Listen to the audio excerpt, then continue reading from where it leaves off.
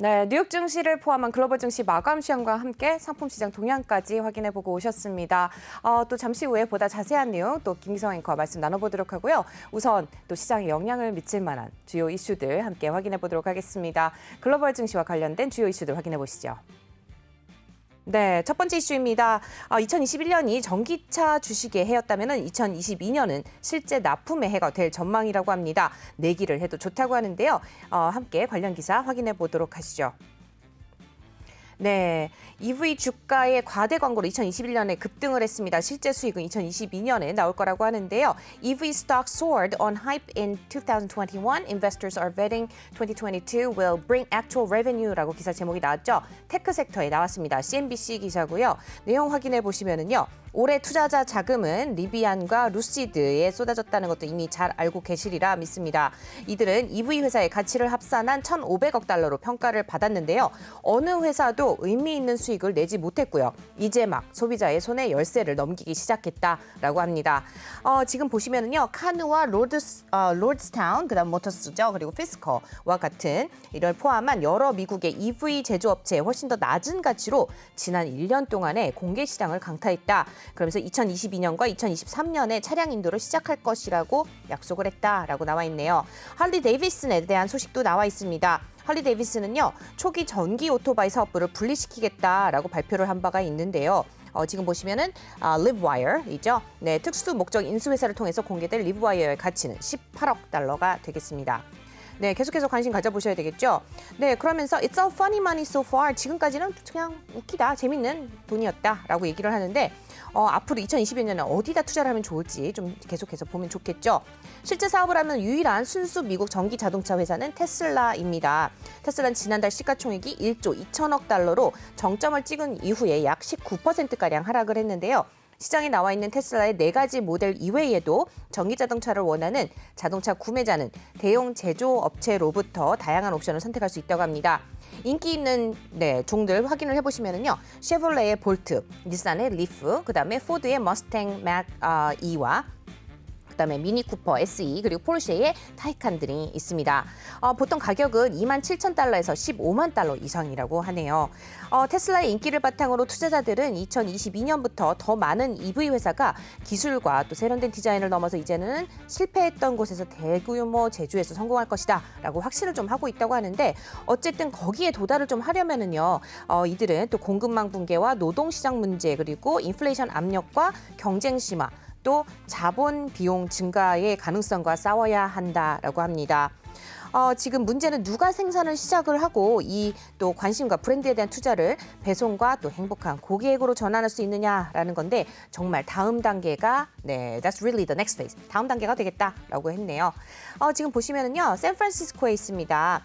여기에 기반을 둔 고올롬은 거의 1년 전에 리비안에 투자를 좀 했는데, 그보다 1년 전에 R1T 트럭을 선주문했다고 말을 한 바 있습니다. 그러면서 12월 15일이네요. 12월 15일에 현재 회사는 트럭과 R1S SUV에 대해서 7만 1천 대의 사전 주문을 받았고, 또 리비안은 지난달 IPO 당시 기존 주문서를 채우는데 2023년 말까지 걸릴 것이다 라고 이야기를 했죠.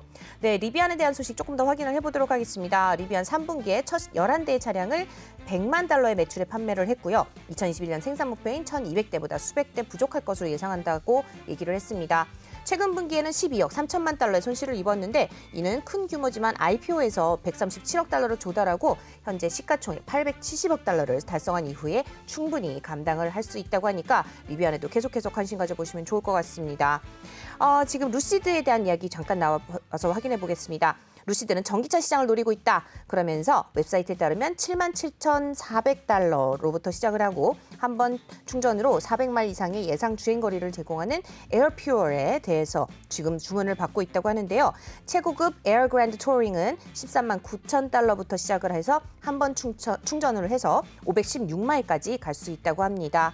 지금 growing into their valuations라고 해서 평가로의 성장이라고 하는데, 루시드는 7월에 상장을 스펙을 통해서 기업 공개 IPO에 상장을 했고 현재 가치는 640억 달러에 가깝다는 점, 그리고 9월까지 연간 매출 11만 9천 달러에 그쳤다. 공식적으로는 10월 30일에 배송이 시작됐다라는 부분과 회사는 3분기까지 15억 달러의 손실을 본 이후에 약 13억 달러의 예약과 48억 달러의 현금을 보유하고 있다는 부분. 그러면서 리비안과 루시드에 대한 언급을 좀 확인을 해보면은요, 이 두 회사가 잘 될 것이다. 그들의 평가는 성장하는 문제이다라고 언급을 했습니다. 계속해서 루시드와 또 관련한 리비안이죠. 리비안에도 관심을 가져보시길 바랍니다. 첫 번째 소식이었고요. 이어서 두 번째 소식 확인해 보겠습니다. 네, 두 번째 소식은요. 한 거래자가 또 이번 분기 실적이 가장 좋지 않은 부분에 대해서 새해에 다시 돌아올 수 있다 이렇게 얘기를 했다고 하는데요. 관련해서 지금 보시면 2022년 비열한 추격전이 될 섹터. 과연 뭘까요? 내가 픽하게 될 두 개의 종목은 과연 무엇인가라고 해서 확인을 해봤습니다. 트레이딩 네이션 CNBC 기사 확인해 보겠습니다. 네, 2020 지금 제목 보시면요. This sector is 2022's sneaky catch-up play, Trader says. 네, 트레이더들이 얘기를 꼽은 건데요. Here are the two stocks he would buy. 네, 자기들이 살 것 같은 딱 두 개의 종목을 집었다고 합니다. 어떤 종목인지 굉장히 궁금하실 것 같아서 준비를 해봤습니다. 지금 보시면은요, 2021년 마지막 3개월 동안 코비드 오미크론 변이와 인플레이션 위험에 대한 우려가 높아지면서 주요 지수에서 더 정기적인 변동을 촉발했다. 그래서 주식에 변동성이 있었다라고 하죠. 근데 지금 보면은요, 인사이드 엣지 캐피털 매니지먼트의 설립자입니다. 토드 고든이 뭐라고 했냐면 트레이딩 네이션에 출연을 해가지고 통신주와 나머지 S&P보다 뒤처져 있지만 성장으로 회복기는 2022년에 비열한 추격전이 될 수 있다. 그러면서 약 1년 동안 가치를 선택한 후 성장이 다시 회복되는 것을 보고 있다라고 말을 했습니다. 내년에는요, 지금 더 높은 더 잘 가는 움직임을 higher next year 내서 볼 수 있을 것이다라고 얘기를 했고요. 기술이 다시 좀 돌아오고 있다, rotating back이라고 얘기를 했네요. 어쨌든 특히 대형주가 좀 그럴 것이다라고 좀 했는데 토드 고든은요, 임의 소비재주와 또 통신주에서도 이익을 좀 가져갈 수 있을 것이다라고 이야기를 했고요. 인플레이션 논쟁과 함께 가치로의 회전과 또 수익률 추구가 여기에 머물지 않을 것이다. 인플레이션은 일시적이라고 생각한다라고 의견을 내놨습니다. 그러면서 내년에 커뮤니케이션이 될 것이고 노출을 늘리고 싶은 두 가지 종목 바로 나왔네요. 넷플릭스와 로블록스입니다. 여기서 그 가치를 찾고 있다고 하는데요. 토크빌의 자산운용 포트폴리오 매니저가 또 의견을 내놨습니다. 여기 보시면요, 존 패트라이즈라고 하는데 같은 의견을 인터뷰를 냈습니다. 그러면서 3년간의 강력한 연간 수익 이후에 2022년에는요, 시장의 변동성이 더 큰 한 해가 될 것이다. 대비를 좀 해야 되겠죠. 미국 주식이 2022년에 아웃퍼폼할 것이다. 그러면서 미국의 10년 만기 채권 약 3%까지 계속해서 상승을 할 것이다. 라는 의견도 내놨습니다. 이 투자에 참고하시면 좋을 것 같고요. 네, 이어서 글로벌 인사이트 소식 여기까지 전해드리겠습니다.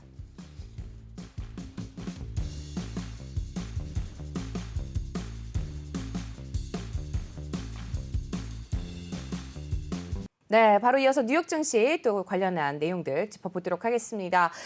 일단은 물가 불안, 인플레이션 다시 한번 확인이 됐다고 봐야 되지 않을까요, 앵커님? 네, 그렇습니다. 그러니까 개인 소비 지출 물가 지수가 발표가 됐죠. 11월 달치가 발표가 됐는데 사실 일반 투자하시는 분들이 뭐 몇 퍼센트가 올랐다더라. 이거 알기 참 외우기 어렵지 않습니까? 그러니까요. 네. 굳이 그게 신경 쓸 거 없고 뭐 어쨌든 간에 굉장히 많이 올랐고 전월보다 올랐고 예상보다 올랐고 하는 이런 정도로 이해를 하시면 될 것 같습니다. 일단 이 PCPI가 어쨌든 간에 연준이 가장 주목해서 보고 있는 물가 지수고 이번에 오른 걸로 봐서는 예상보다도 2배 이상 훨씬, 그러니까 목표치보다도 2배 이상 훨씬 높은 거기 때문에 어떻게 본다면은 연준의 긴축 발걸음을 더 빨리 할 수 있게 만드는 핑계가 될 수 있다. 이렇게 봐야 될 겁니다. 네, 그렇겠죠. 그리고 또 고용시장도 좀 살펴봐야 될 텐데 오미크론 변이에도 불구하고 고용시장 좀 어떻게 보면 좀 탄탄한 흐름을 보여줬다 이렇게 봐도 될까요? 그렇게 봐야 될 것 같습니다. 네. 그러니까 신규 실업수당 청구 건수가 지난주에 20만 5천 건을 기록을 했는데 네. 이 숫자가 20만 건 그러면 굉장히 작은 겁니다. 그러니까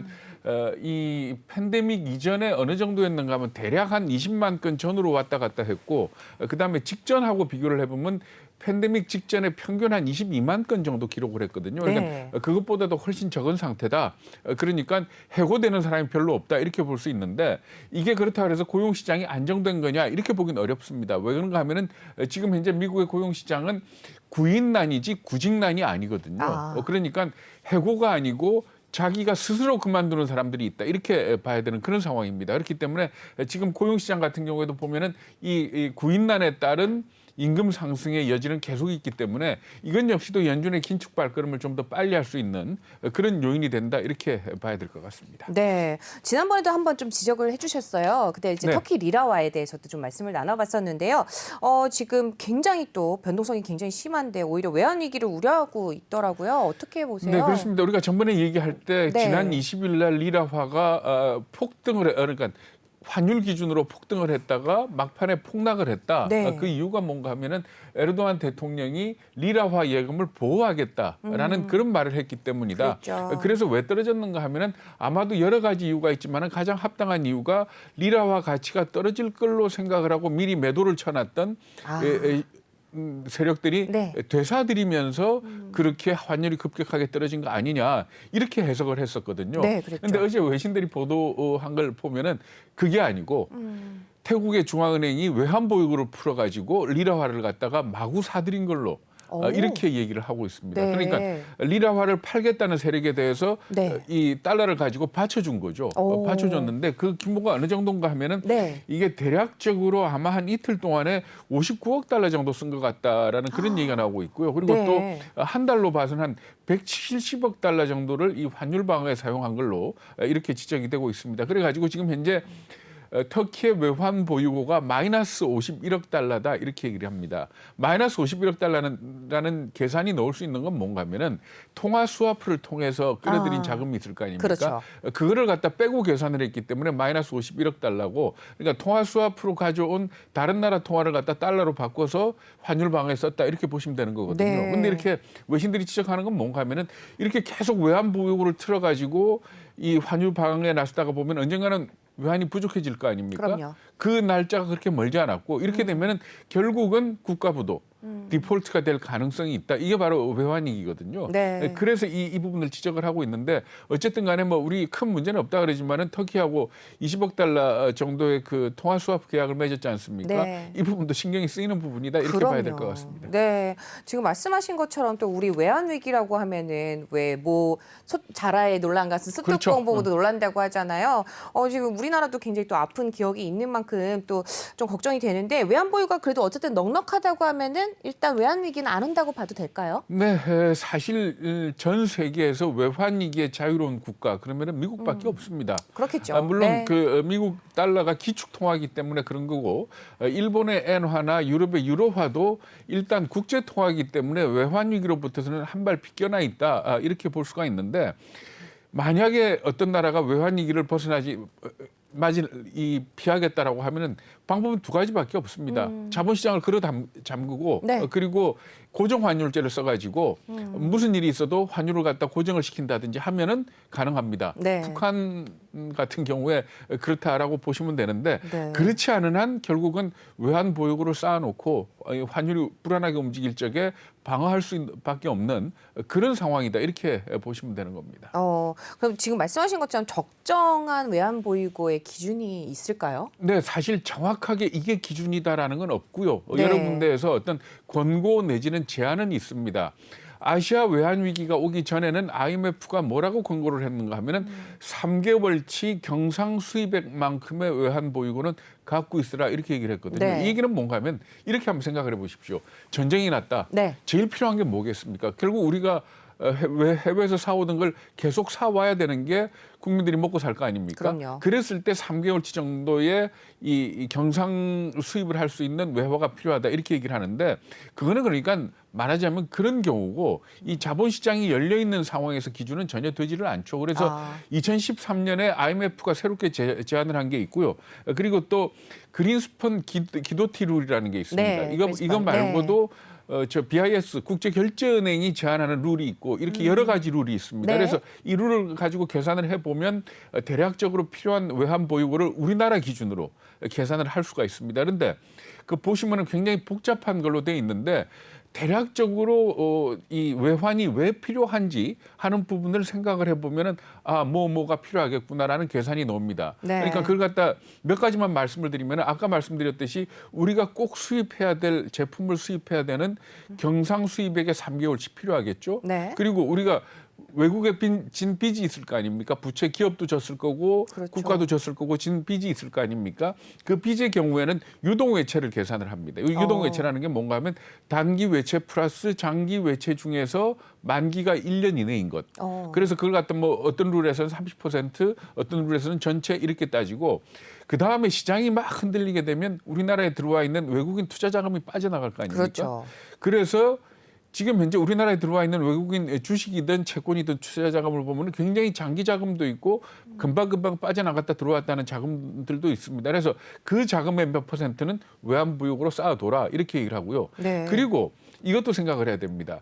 국내에 살고 있는 우리나라 사람들도 만약에 막 위험해지면 달러 바꿔서 나가려고 그러지 않겠습니까? 그렇겠죠. 그러니까 네. 그것까지도 감안을 해서 M2 그러니까 네. 통화량에 대비해서도 어느 정도 외환 보유고를 쌓아라라는 그런 제시들을 합니다. 그래가지고 쭉 계산을 해보면 우리나라의 그 필요한 적정 외환 보유고 같은 경우에 한 4천억 달러에서 네. 9천억 달러 정도를 제시를 하고 꽤 있습니다. 크네요. 네. 네. 그러니까 만약에 9천억 달러 훨씬 넘고 1조 달러쯤 된다면 우리나라도 외환위기 크게 걱정 안 해도 될 겁니다. 아, 그렇죠. 네. 그러니까 그 네. 범위 내에서 얘기를 하는데 지금 현재 이런 부분들을 계산을 해본다면 과연 지금 우리나라의 외환 보유고가 4,369억 1천만 달러거든요. 네. 그러면은 충분하다고 봐야 될까요? 충분하다고 봐야 될까요?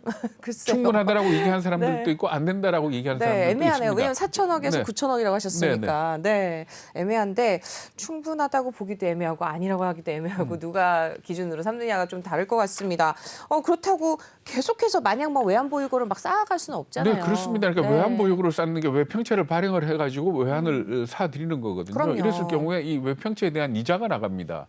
이게 1년에 어느 정도 나가는가 하면은 3천억 원 정도 나가고요. 그리고 또 그 돈을 갖다가 묶어두는 거 아닙니까? 네, 그럼요. 사실 언제든지 이 현찰로 바꿀 수 있는 그런 종류의 자산을 많이 가지고 있기 때문에 어떻게 본다면은 이 다른 데 투자를 해서 더 좋은 일을 할 수 있는데 외환부역으로 쌓아두고 있다라는 그런 지적을 받을 수는 있는 겁니다. 네. 그래서 과연 위기를 대응하는 외환보유고하고 또 충분하게 우리가 쓸 수 있는 돈하고 과연 어느 정도에서 합일점을 찾느냐 하는 네. 이 부분은 참 의문이다, 참 문제다 이렇게 볼 수가 있는데 GDP 대비로 해가지고 외환 보유고가 많은지 적은지를 계산하는 방법도 있습니다. 그 계산으로 보면은 우리나라 GDP가 한 1조 6천억 달러쯤 되지 않습니까? 네. 그러면은 지금 현재 4,300억 달러라는 거는 대략 한 28% 정도밖에 안 됩니다. 네네. 그런데 다른 나라 같은 경우 보면 100%를 넘는 나라가 많고요. 대만 같은 경우에는 한 90% 정도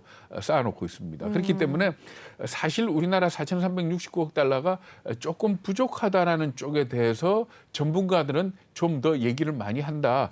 이렇게 보시면 되는 겁니다. 그래서 중요한 게 뭔가 하면 전번에도 한 말씀드렸듯이 통화 스와프. 네, 통화 그것도 스와프. 미국이나 네. 일본과의 통화 스와프. 그거는 뭔가 하면은 뭐 자존심 상하는 얘기가 되긴 하지만은 우리 뒤에 든든한 형님이 있다. 그러니까 만약에 한국에 투자한 돈을 빼갈라 그럴 때 우리 뒤에 든든한 형님이 있으니 언제든지 그래라. 충분히 빼갈 네. 수 있다라는 안심을 시켜주면 안 빼나갈 거 그러겠죠. 아닙니까? 네. 그런 의미에서 이 통화 스와프가 굉장히 필요한 거거든요. 그런데 어쨌든 간에 통화 스와프 미국과의 통화 스와프 600억 달러가 이번 달로 종료가 돼서 그래서 걱정들을 했던 겁니다. 네. 근데 지금 말씀하신 것처럼 걱정들을 했던 겁니다라고 얘기하신 걸 보니까 네. 좀 거기에 대해서 또 대체할 수 있는 부분이 생겼다 이런 얘기들도 들리더라고요. 근데 예. 그게 바로 뭐 피마 레포? 네. 네. 뭐죠? 굉장히 어려운 얘기인데요. 네. 사실 주식 투자하시는 분들이 이것까지 알아야 될지 모르겠는데 네. 레포라고는 우리 전번에 한번 얘기를 했었죠. 네, 레포라는 네. 게 뭔가 하면 환매 조건부 채권 매매. 네, 그러니까 그렇죠. 양적 완화는 뭔가 하면은 연준이 돈을 풀어서 채권을 사주는 거죠. 근데 양적 완화가 딱 끝나고 나면 채권을 들고 있는 사람은 사주는 사람이 물론 뭐 시장에서는 있겠지만 연준같이 든든한 사주는 사람이 없어지지 않습니까? 그럼요. 그렇게 되면은 미국 채권에 대한 인기가 떨어지겠죠. 인기가 떨어진다는 얘기는 금리가 올라가겠죠. 그럼 미국으로 봐서 좋은 게 아닙니다. 그랬을 때 스탠딩 레포라는 걸 합니다. 나 항상 사줄게. 네. 연준이. 그러니까 저 레포는 뭐 그러니까 양적 완화는 사주는 거 아닙니까? 레포는 뭔가 하면은 채권을 받고 돈을 빌려주는 겁니다. 채권을 담보로. 네네. 그런데 언제든지 네가 필요할 때 내가 네 채권을 담보로 돈을 빌려줄게 아하. 하는 게 스탠딩 레포고 네. 스탠딩 레포의 해외 버전이 피마 레포다라고 보시면 되는 겁니다. 그러니까 그렇군요. 이 피마의 FIMA인데 네. FI가 이게 Foreign International Monetary Authority 이렇게 갑니다. 그러니까 네. 해외 금융기관이 갖고 있는 미국 국채를 맡기면 언제든지 돈을 빌려주겠다라는 네. 그 내용입니다. 그래가지고 현재 이 FEMA와 관련해서 우리나라 한국은행이 맺은 게 600억 달러거든요. 네. 그러니까 통화수합하고 같은 거죠. 그죠? 그러니까 그렇죠, 통화수합 그렇죠. 600억 달러, 네. FEMA 레포 600억 달러. 결국 그만큼 안전장치를 마련을 해뒀다라는 그런 의미로 보시면 될 것 같습니다. 안녕하세요. 내외경제TV의 장유진입니다. 저희 내외경제TV의 다양한 영상과 콘텐츠 잘 보고 계신가요? 더 많은 영상과 콘텐츠를 원하신다면 지금 왼쪽의 버튼으로 저희 채널을 구독해주세요. 저희 다시 보기 채널도 따로 있으니까요. 많은 관심 부탁드립니다.